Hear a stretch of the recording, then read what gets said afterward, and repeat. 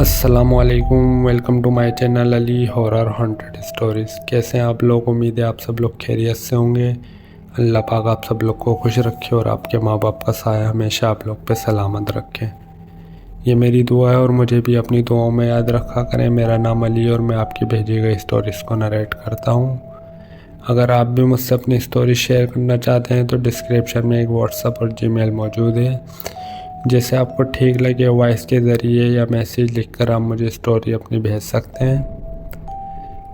Story शुरू करने से पहले मैं बताना चाहूँगा, स्टोरी जो एक पाल ने हमें पंजाब से भेजी थी, जिनकी आप भी थी है एक फॉरेस्ट रेंजर की। बढ़ते हैं अपनी स्टोरी की तरफ। स्टोरी बहुत खौफनाक होने वाली है, जिनको डर लगता है वो आयतुल कुर्सी पढ़ लें। शुरू करते हैं अपनी स्टोरी।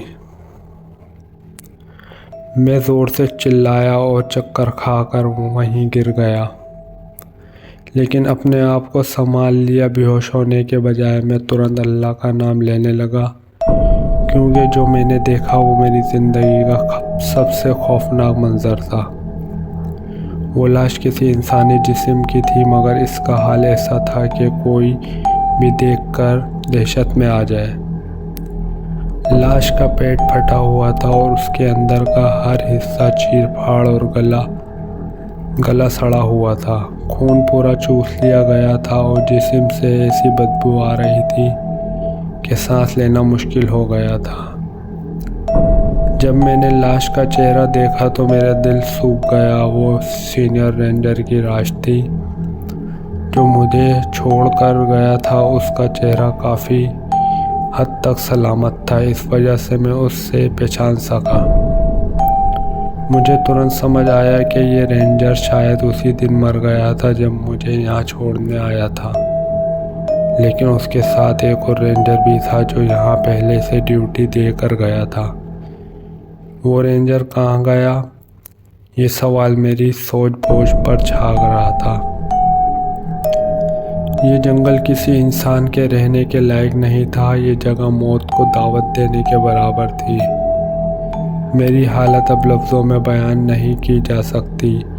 मैं एक जगह से दूसरी जगह भाग रहा था, रास्ता तलाश करता हुआ। अल्लाह का नाम और आयतुल कुर्सी का विर्द करते हुए मैं अपने आप को बचाने की कोशिश कर रहा था। मगरिब का वक्त हो चुका था और जंगल अब और भी खौफनाक और डरावना लगने लगा था। जंगल के दरख्त अब मुझे अजीब लग रहे थे, जैसे मुझे घूर रहे हों। सर्दी बढ़ चुकी थी और हर तरफ सिर्फ खामोशी थी। मुझे न टावर का रास्ता याद था और न ही जंगल से बाहर निकलने का। मैं ये समझ चुका था कि मैं यहाँ फंस गया हूँ और अगर कोई मुझे बाहर निकालने की मदद नहीं करेगा तो ये जंगल मेरी कब्र बन जाएगा। मैं अंधेरे में गिरता पड़ता एक जगह जा बैठा सांस लेने के लिए। गुस्से में एक पत्थर उठाया और ज़ोर से फेंका। पत्थर किसी लोहे पर लगा और धम की आवाज़ आई। मैं घबरा गया, अपनी टॉर्च और बंदूक संभाल ली और उस तरफ बढ़ने लगा। जब मैं उस तरफ गया तो टॉर्च मारी तो देखा कि वो रेंजर की जीप थी जिसमें मुझे छोड़ने के लिए आया था। ये देखकर मुझे अंदर ही अंदर हौसला मिला। मैं दौड़ता हुआ वहाँ पहुँचा और जीप को देखने लगा। उस जीप में रेंजर का बैग भी था जो रेंजर गुलाम अहमद के साथ था। अब मुझे यकीन हो गया था कि जो रेंजर मुझे छोड़ने आया था वो मर चुका है और गुलाम अहमद जो यहाँ ड्यूटी देकर गया था वो भी यहाँ से कभी वापस नहीं गया।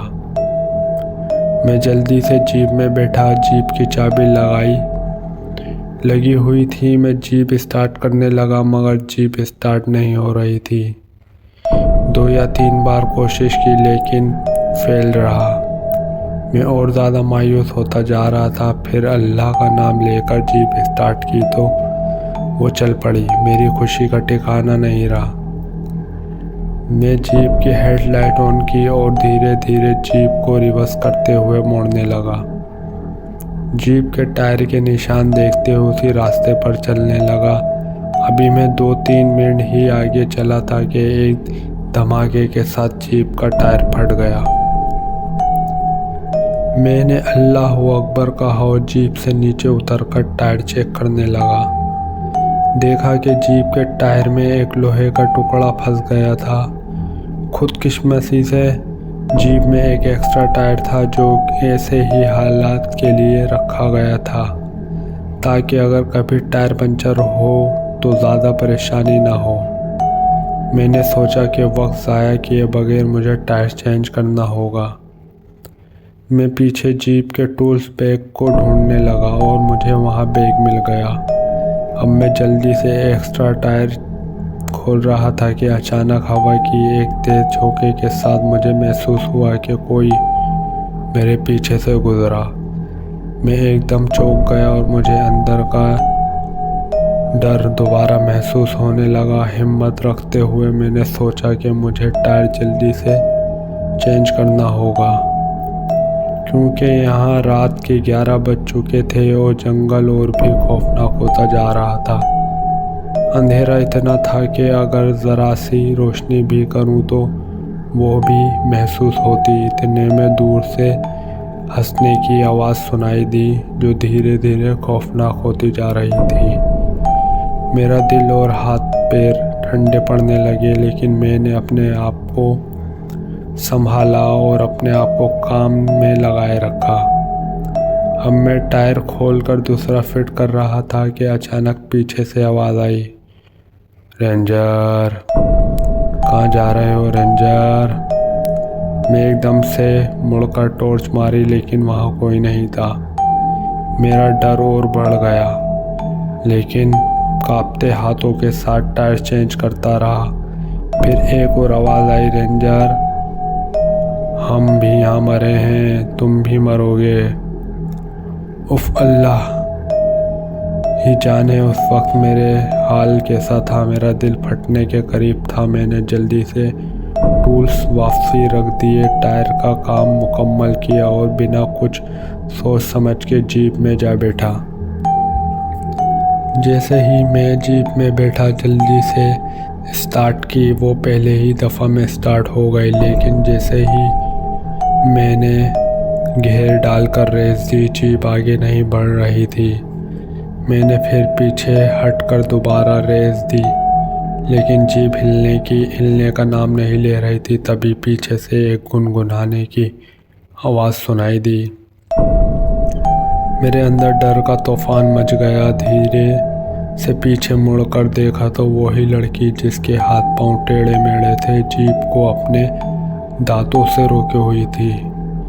ये देखकर मेरा दिल डूबने लगा। मैंने फ़ौरन अल्लाह का नाम लिया और आयतल कुर्सी ज़ोर ज़ोर से पढ़ना शुरू की। जीप एक झटके के साथ आगे भागी और मैंने अपने आप को संभाला। हेडलाइट की रोशनी में मैंने टायर के निशान के पीछे चलना शुरू किया।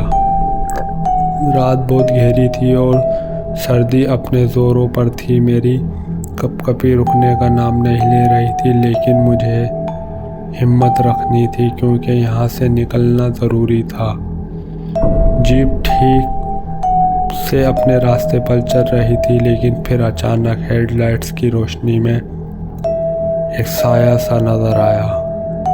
एक शख्स जो मेरे जैसी वर्दी पहने हुआ था। मैंने उसके करीब जाकर देखा तो ये वही रेंजर गुलाम अहमद था जो अपनी ड्यूटी मुकम्मल करके कुछ दिन पहले यहाँ से निकल गया था।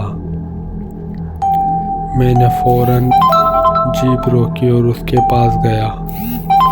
मुझे उसकी हालत अजीब सी लग रही थी। उसका चेहरा बिल्कुल सफ़ेद था, जैसे एक कतरा खून भी उसके जिस्म में नहीं हो। आंखें अंदर धसी हुई थी और दांत एक अजीब सुर्खी में चमक रहे थे। मैंने सोचा शायद वो इतने दिन से लापता होने की वजह से इस हालत में है। मैंने उसे कहा, गुलाम अहमद, तुम कहाँ थे इतने दिन से? ये तुम्हारी हालत को क्या हो गया है? उसने मुझे कुछ जवाब नहीं दिया, सिर्फ मुझे घूरता रहा। मुझे उसकी बेचैन हालत देखकर डर लग रहा था, लेकिन मैं अपने आप को संभालता हुआ बोला, चलो यहाँ से निकलते हैं, जीप में बैठो मेरे साथ। वो मेरे साथ जीप में बैठ गया, लेकिन बिल्कुल खामोश था। मैं उससे बार बार पूछ रहा था, गुलाम अहमद तुम्हारे साथ क्या हुआ, मुझे बताओ। और जो सीनियर रेंजर तुम्हारे साथ था उसका क्या हुआ, लेकिन वो चुप ही था। एक लफ्ज़ नहीं बोला। मैंने गुस्से और बेचैनी में कहा, भाई गुलाम अहमद, कम से कम रास्ता ही बता दो ताकि यहाँ से निकल सकें। तब वो हाथ के इशारे से मुझे रास्ता दिखाने लगा। मैं उसके दिखाए हुए रास्ते पर जीप मोड़ता गया, लेकिन इतने में आगे बढ़ते हुए उतना ही ये जगह और खौफनाक होती जा रही थी। जंगल के बदले अब एक अजीब सा मैदान में जीप चल रही थी। जब कुछ अजीब और लग रहा था। आसमान पर एक अजीब सी गुबार थी और हवा भी रुक चुकी थी। मुझे लग रहा था कि हम और भी ज़्यादा फंस रहे हैं, क्योंकि ये कोई रास्ता बाहर निकलने का नहीं लग रहा था। मैं ये सब सोच ही रहा था कि मैंने गुलाम अहमद को कुछ कहने के लिए गर्दन घुमाई, लेकिन वो अपनी जगह से गायब था। एकदम मेरा दिल डूब गया और पैनिक में मैंने ज़ोर से ब्रेक लगाई। जीप एक ज़ोर से झटके के साथ रुक गई और जंगल में एक डेड साइलेंस छा गया। अब मुझे समझ नहीं आ रहा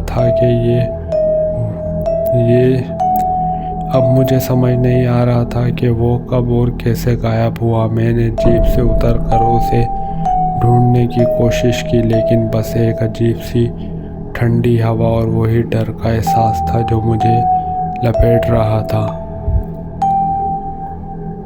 आप मुझे कमेंट में लाजमी बताइएगा आपको स्टोरी कैसी लगी यार। और ये स्टोरी का लास्ट पार्ट नहीं था, लास्ट पार्ट इंशाल्लाह नेक्स्ट वाला होगा। और चैनल को सब्सक्राइब लाजमी कर दिएगा। अपना ख्याल रखिएगा। अल्लाह हाफिज़।